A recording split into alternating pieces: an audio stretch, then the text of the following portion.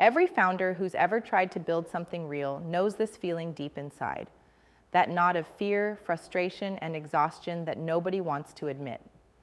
Failure isn't just a possibility, it's a shadow that follows every step, whispering doubts, mocking every late night and every sacrifice. But here's the unspoken truth.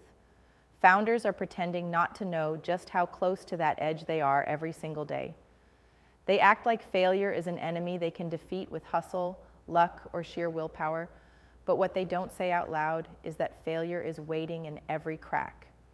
It's not just about the money lost or the product that didn't work. It's about the story we tell ourselves to survive that pain without breaking. It's brutal to admit, but failure isn't some distant beast lurking far away. It's already inside. It hides beneath optimistic updates, confident pitches, and polished social media posts. Founders convince themselves they're learning, they're evolving, they're growing, while deep down they're terrified that this venture might be the last time the world gives them a chance. Pretending not to know about failure is a survival tactic as old as startups themselves.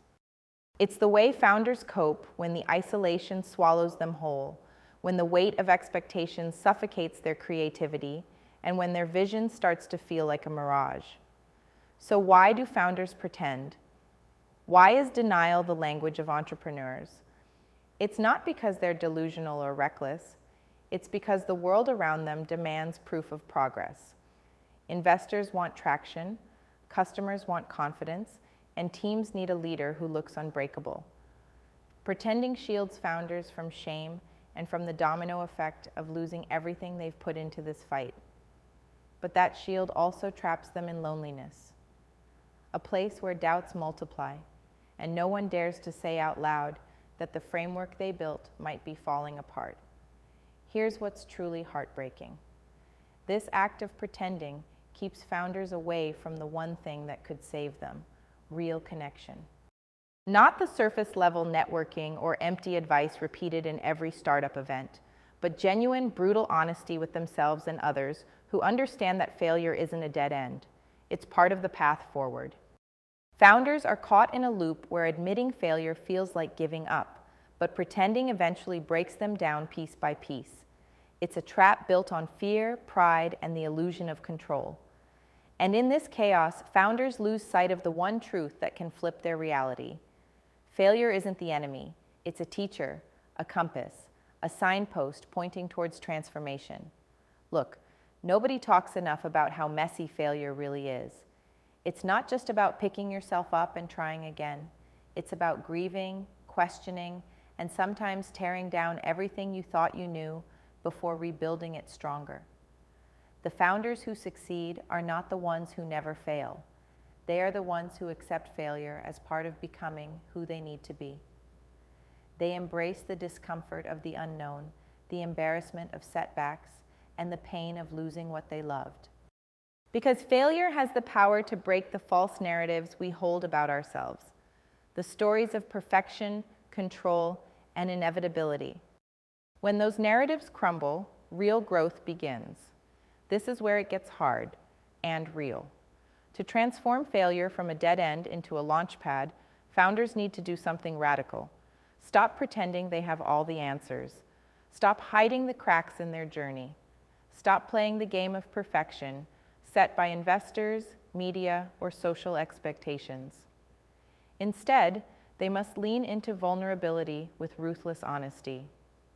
That means sharing the ugly parts of the story, admitting what isn't working, and allowing others to see the real fight behind the shiny surface. It means seeking out few, not many.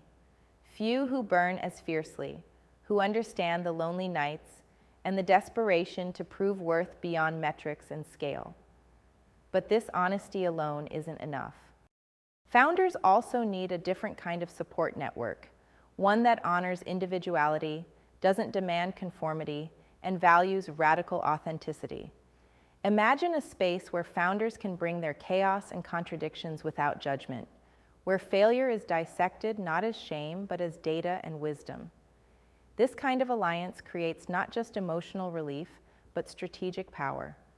When misaligned brilliance turns into aligned strength, When misunderstood individuals form a network of fierce collaboration, failure stops being a monster and becomes a foothold to climb higher.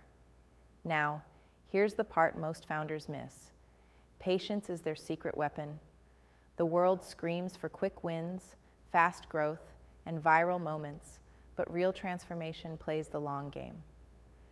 Failure rarely teaches overnight. It seeps in slowly, reshaping how founders see themselves, their vision, and their impact.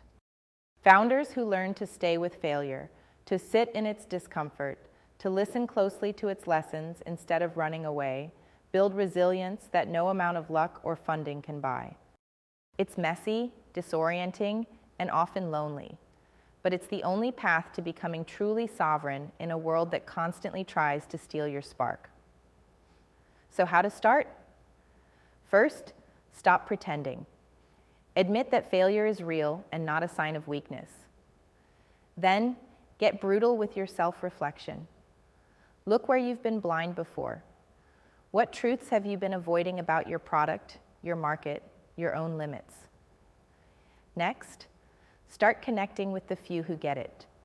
Not the noise, not the crowd, but the rare few who challenge you, support you, and inspire you to keep becoming more. Build a network where failure is explored, not feared. Transform judgment into curiosity.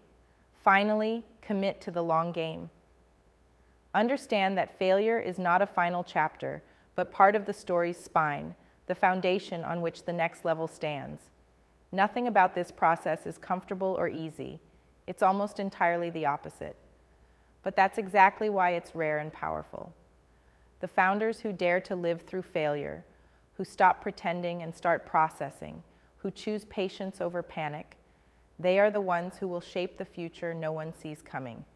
They are the builders of a new world, not chained by illusions, but free in their fierce individuality. Failure is not the enemy waiting outside the door.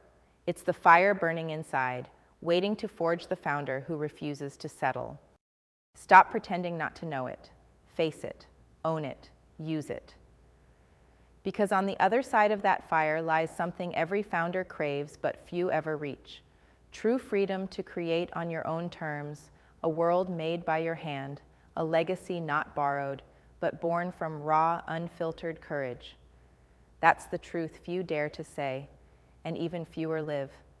But for those who do, everything changes.